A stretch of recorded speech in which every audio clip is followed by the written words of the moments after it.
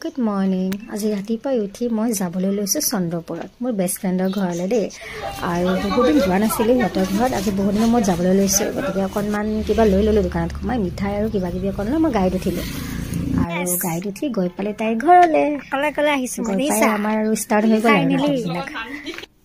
চাহ খাবলৈ বহি আমি কাজিয়া কৰি আছোঁ মানে কম মানে।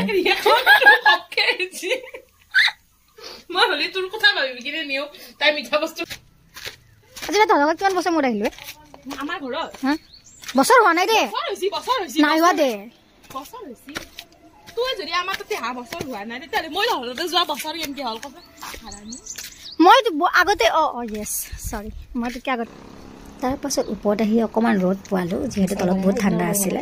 তাৰপাছত ভাতো খালোঁ, ভাত খাই উঠি আকৌ এতিয়া আমি যাবলৈ লৈছোঁ অকণমান ওলাই গ'লোঁ আৰু এনেই তপুবনৰ ফালে ফুৰিবলৈ।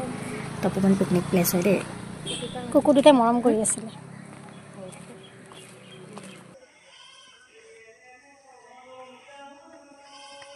পাগল বুলি মোৰ মানুহ ক'তবা গান বজাই থৈছে যোৱা নাই নহয়। আমি বেলেগ ফালে দি আহিছোঁ। yes আমি জংঘলৰ মাজে মাজে আহিছোঁ। Okay. It was very nice. Phone কৰা বুলি দৌৰি দৌৰি আহিছোঁ।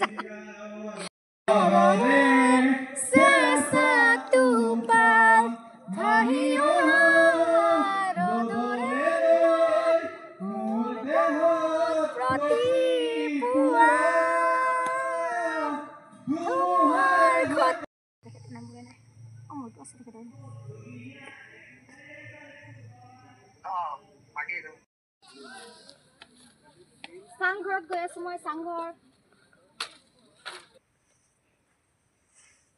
বেছি পানীৰ ওচৰত নাযাওঁ দিয়া। এই নাওখনলৈকে দেখাই দিয়া।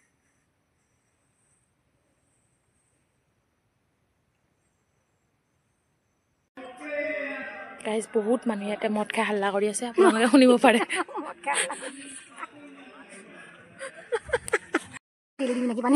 তাই কৈ আছে যে মদ আহি ধৰিলে যে কি হ'ব। মই কৈছোঁ মই ভয় নকৰোঁ তো এইগিলাখান। ইফালে ফাটি আছে মোৰ। তাই আগে দৌৰিছি আমাৰ এতিয়া বৰ্তমান আমি বহুত আন্ধাৰ হৈ গ'ল ৰীল বিচাৰোঁতে এতিয়া বহুত স্পুকি ভাইব আহি আছে। and we are running.